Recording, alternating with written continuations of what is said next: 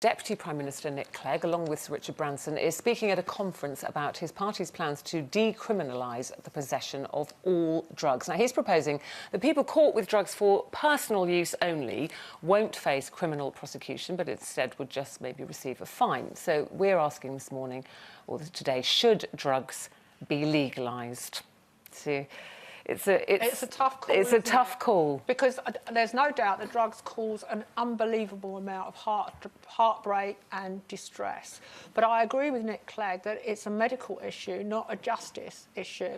And one of the things that amazes me in this country is that the government taxes alcohol, which is another drug, and tobacco, which is also highly addictive, both of which cost the National Health Service millions and millions in medical care for the people, you know, for the results of what's happened.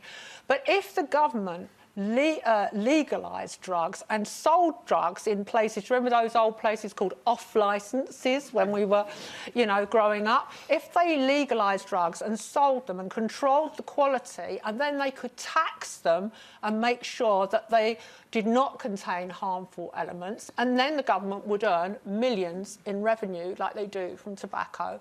But would that stop, Janet, people? There'd still be a black market, probably, wouldn't there? Yes, but there's a black market in cigarettes and there's a black market in booze. You'll never stop a black market. But in Portugal, for example, which is not too far away from this country, they decriminalised drugs in 2001, and they found that drugs abuse in Portugal has dropped by half. Plus, the government has earned money from decriminalising